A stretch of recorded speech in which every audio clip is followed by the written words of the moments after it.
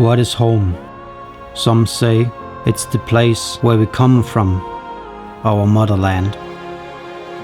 For me, home is where I belong.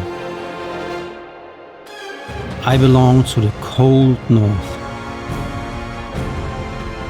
the warm south, the freezing air, and my family and friends around. The elements and the food which is given us by the land.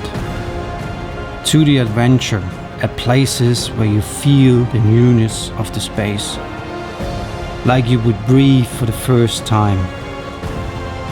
To the unknown, so breathtaking that the moment lasts for a lifetime. Home can be everywhere. You just have to pick where you want it to be, to enjoy life and simply feel free.